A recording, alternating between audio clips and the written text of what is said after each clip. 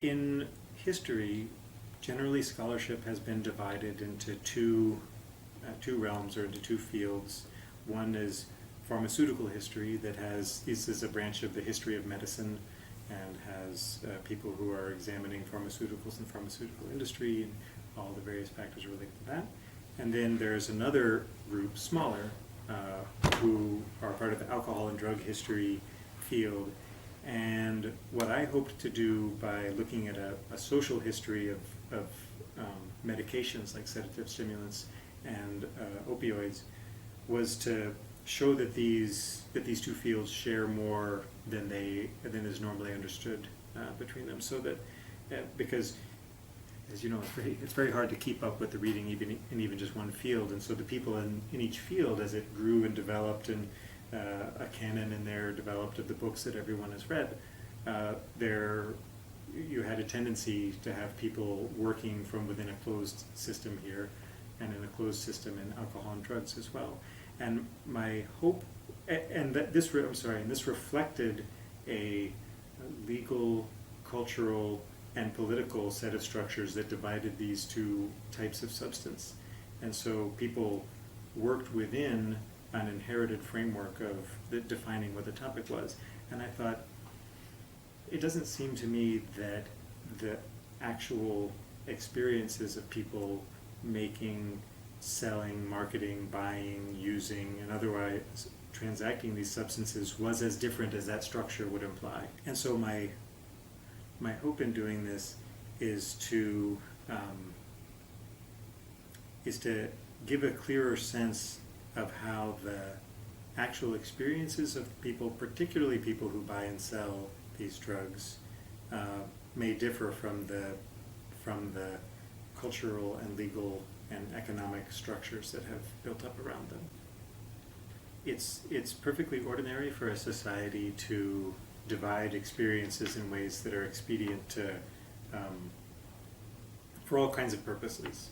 And so it's not unusual to discover that psychoactive substances have been divided into different kinds of categories, and their use has been divided into different kinds of categories.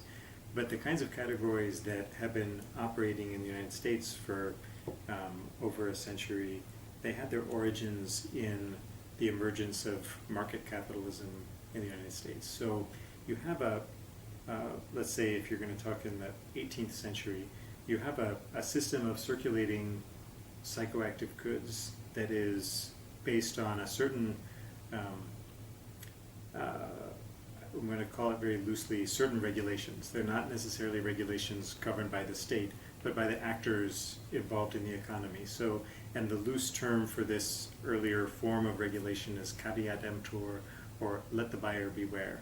Starting in the mid-19th century, as goods began to circulate more freely, and you can buy them from farther away, from people that you don't know, and in the case of drugs, they become much stronger. Buying morphine is not the same thing as buying opium.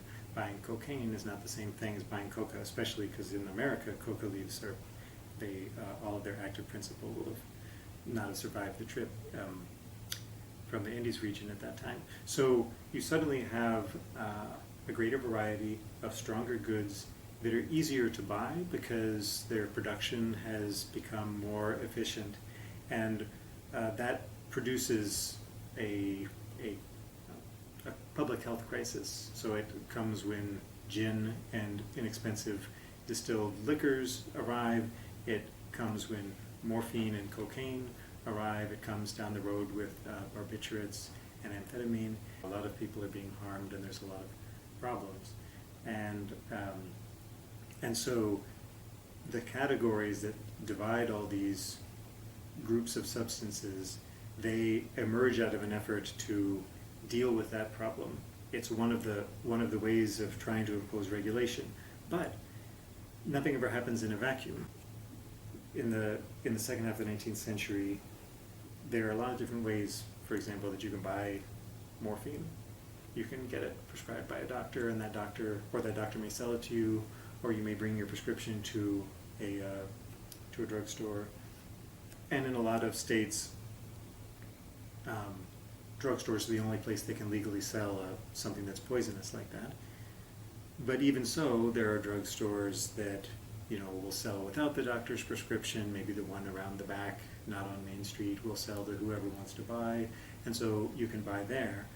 Or there may even be people who they manage to scrape together enough money to buy a larger amount from one of those drugstores, and then they can sell individual amounts and make a profit from that. So there are people buying just from another person who's not a pharmacist. So there's all these different ways to buy these drugs, and they're all part of that stressed traditional market that is ruled by caveat emptor. Then when it becomes less expensive to buy, say, morphine, to maybe buy needles, syringe needles, and maybe there's more of the product around and there are larger populations to buy them. All of these different populations experience the public health consequences of suddenly having stronger, cheaper, and more easily accessible drug products. So you have a rise of addiction amongst people who are visiting physicians, a rise of addiction amongst people who are buying in pharmacies with prescriptions, and you have a rise of addiction among people who are buying in informal markets. From where I sit as a historian, this is an example of the problem of early capitalism. It's not actually a drug problem. It just looks just like the swill milk problem. It looks just like the fake fruit preserves that are just like food coloring and sugar with no fruit in them. Like all of these different problems that reformers at the time figure, well, we have to do something to make these markets safe for consumers. But at that time, the people who were paying attention to the drug problem, they didn't see these three different groups as all experiencing the same problem, a problem of markets kind of spiraled out of control. They saw that each of these different groups was experiencing addiction for different reasons. This decision, I argue, underlies the creation or the formalization of categories of medicines and this other stuff, which we kind of call drugs, although drugs is also a term for all of them.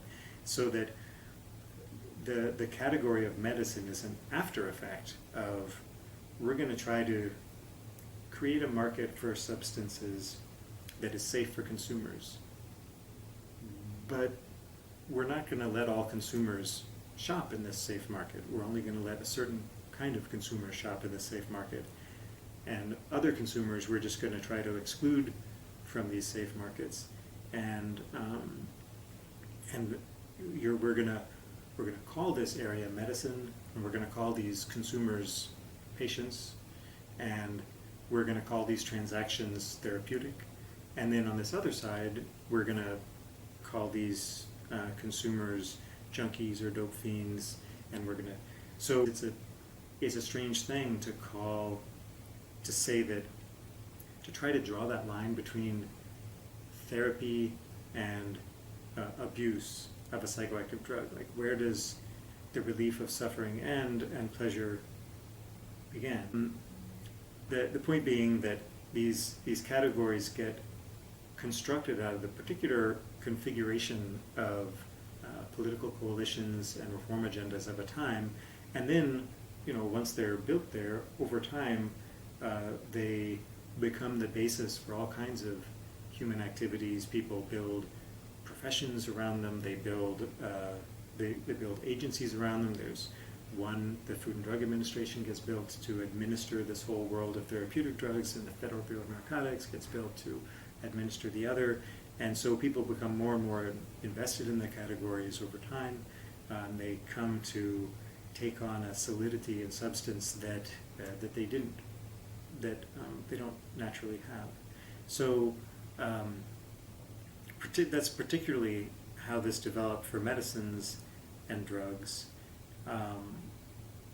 in the United States. And the lines, great question. So I'm going to start with the second one, if that's okay. That one of the things that this story suggests, as I think your question clearly implies, is to ask, what does the word misuse mean? What does the concept of misuse mean when, if let's say that tension in noisy places or bereavement, if taking a drug in that situation to feel better is appropriate, is medical, when is it not appropriate to use a drug? And it's a little bit of a tautology. It's circular logic to say, well, when a doctor tells you to do it, it's medical, and that's how we determine it.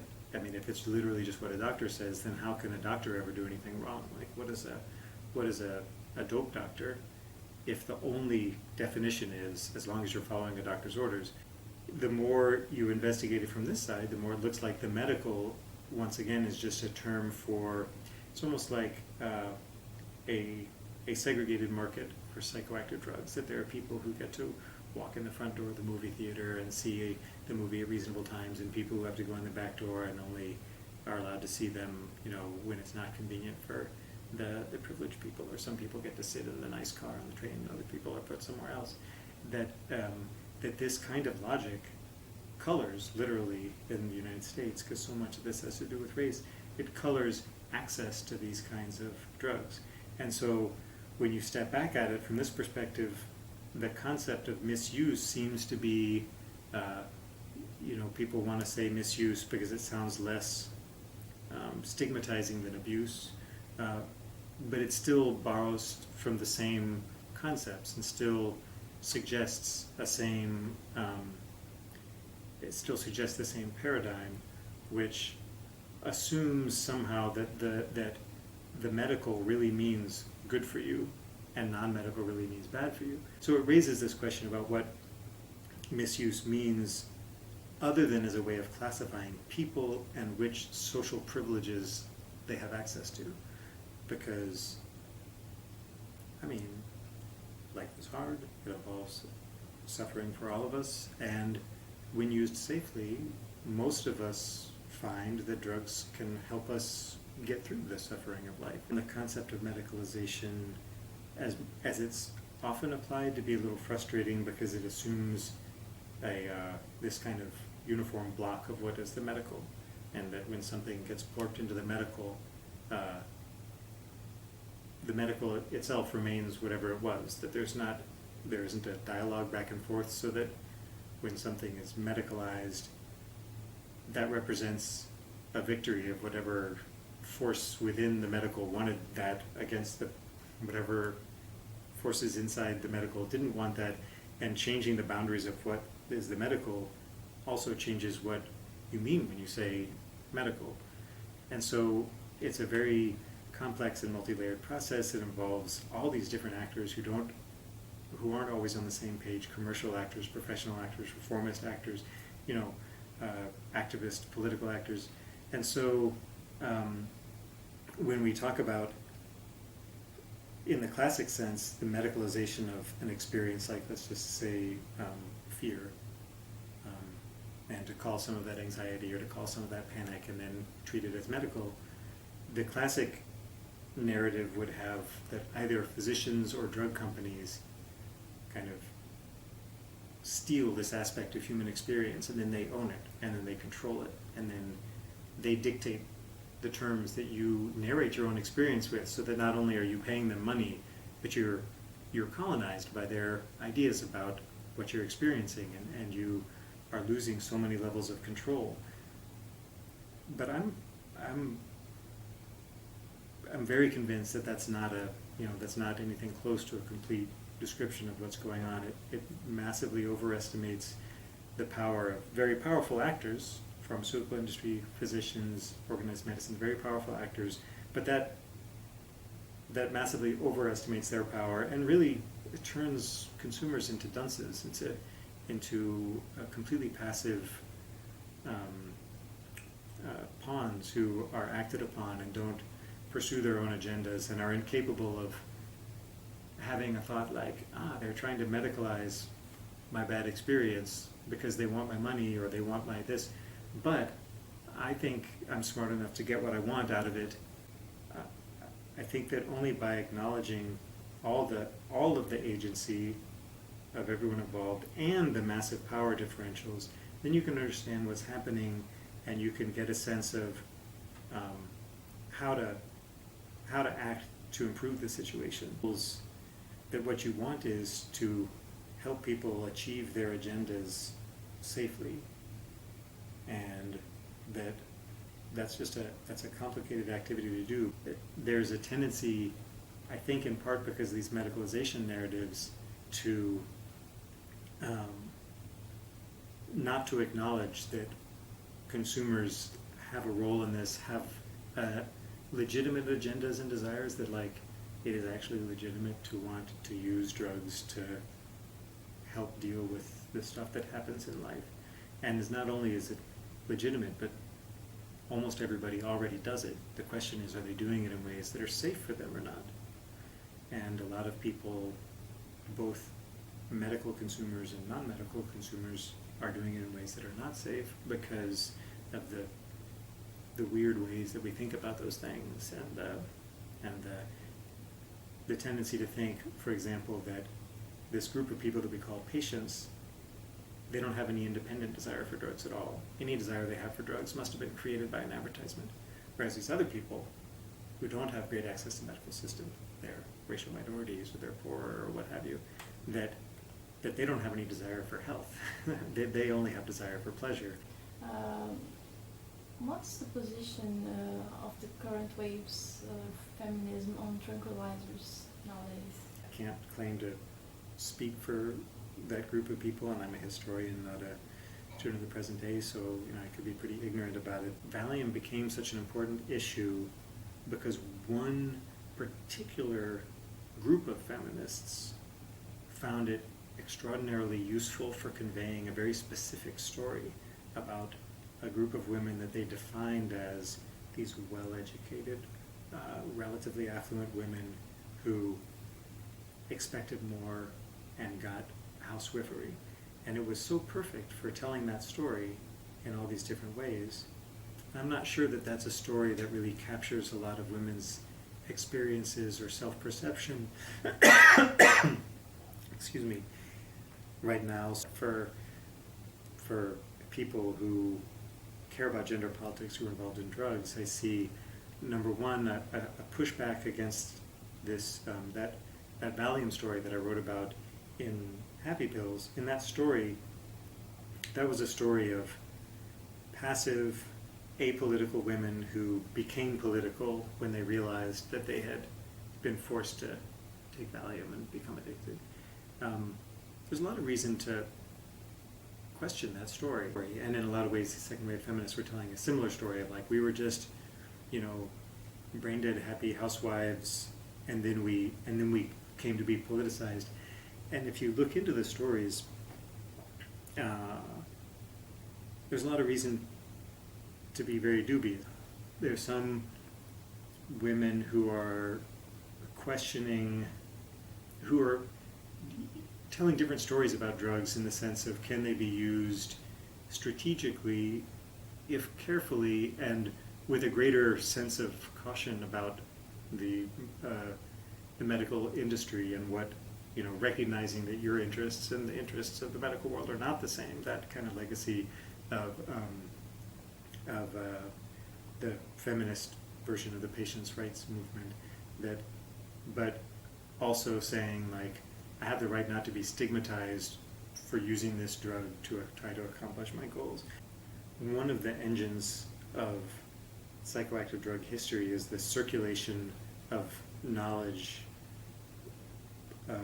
outside the halls of medicine. So there's this defined formal knowledge that is really structured by certain narrow paths to producing it, that is overseen by guardians of those fields and up on the latest literature, what have you. But then there's this massive amount of knowledge from people who've taken the drugs, talking to other people.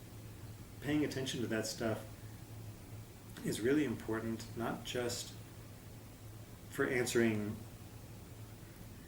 the kind of boring question of, why do people take more drugs than we think they should? All those knowledges matter. And they also shape how people interact with doctors, and they shape how people, when they see a drug advertisement, it shapes how they read that drug advertisement. And so this is another way of bringing back in agency of consumers and potential consumers. Because the first thing when you see that, the first thing you'll be trained to do, at least in the United States, is you're trained to think of drug consumers, pharmaceutical consumers, as kind of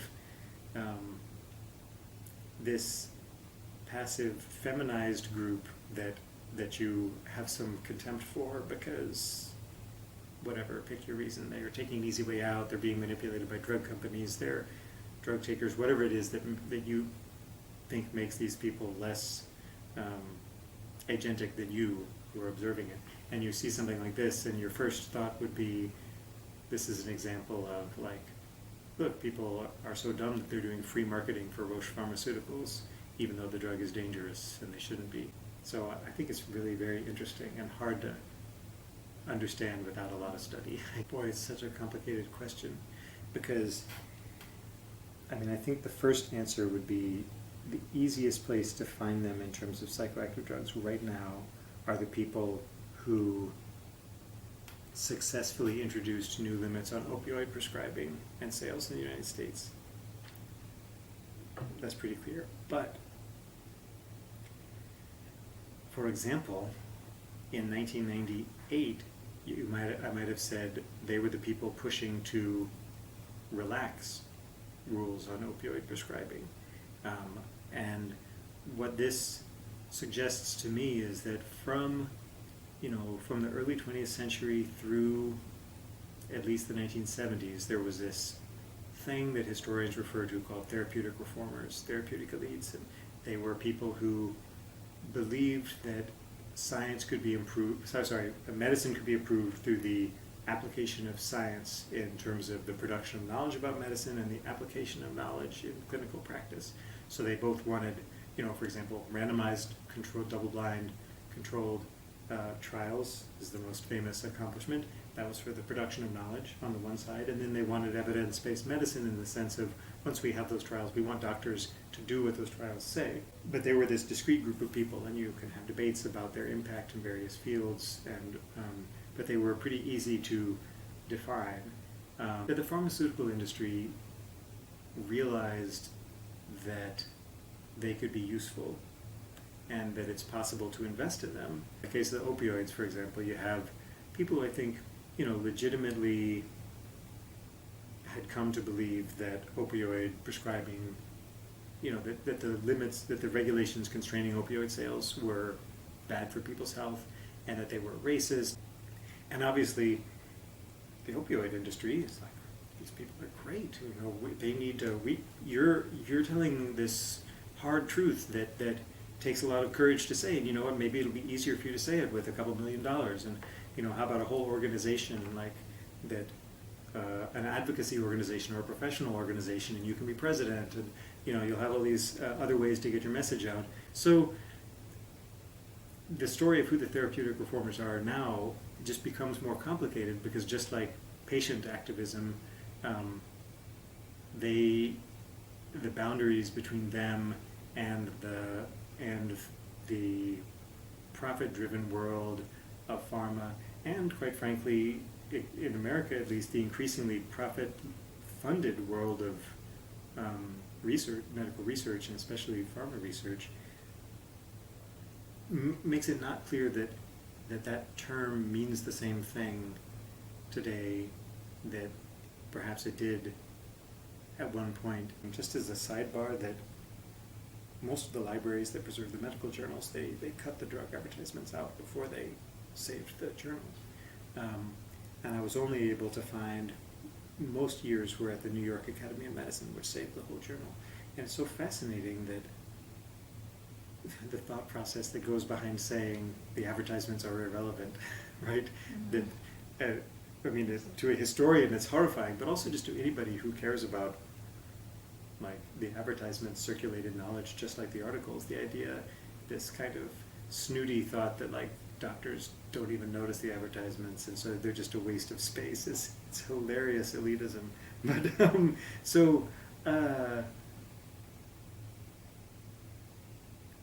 so when I finally got and look at all these advertisements, it was a great blow to me and to my thoughts about what my analysis was, that half the advertisements had men in them. And I thought, I don't understand.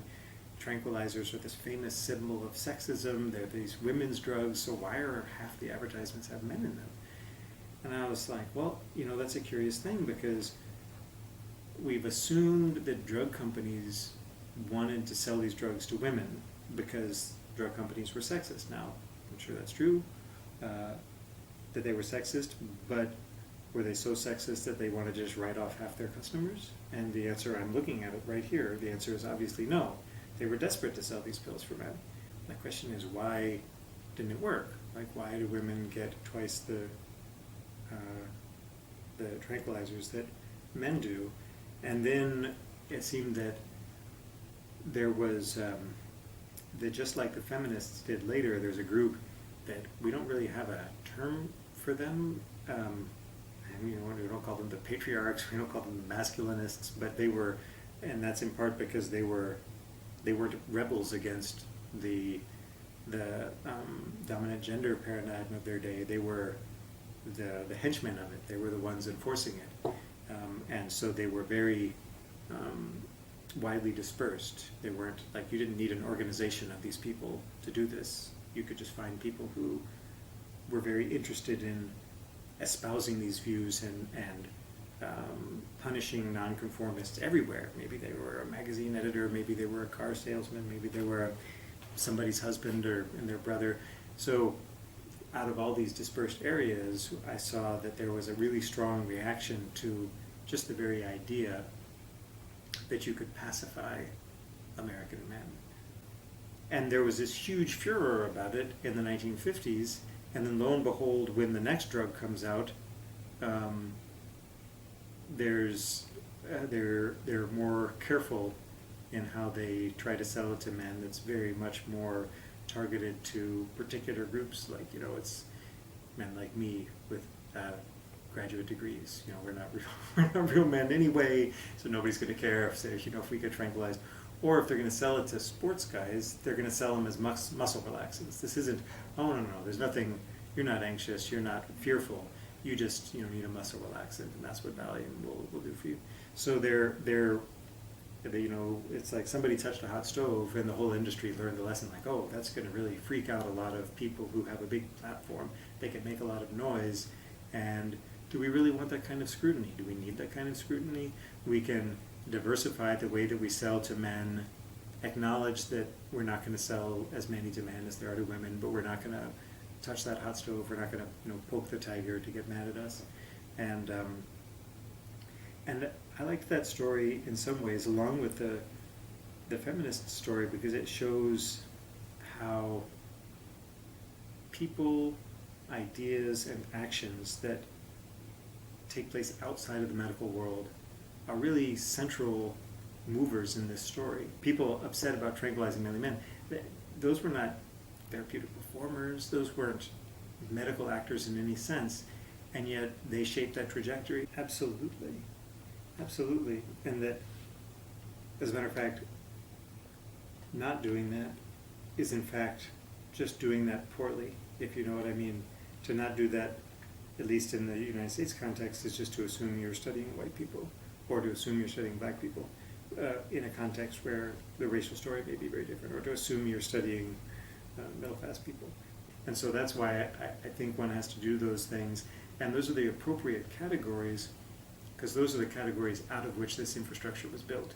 It was built out of race, it was built out of profit, it was built out of professional agendas, it was built out of genuine concern for health, it was built out of, all of these different things that can often be described as mutually exclusive, or like it's got to be one or the other. They're all in there, like twisted and warped into this whole structure that then we just kind of label medicine and try not to look at it too hard because it'll all fall apart, or drugs in the same way. And if we want to rationally and intelligently and analytically disassemble it and maybe build something that'll suit our purposes better, those are, I think, the tools that we need to use to do that, because they're appropriate to the task.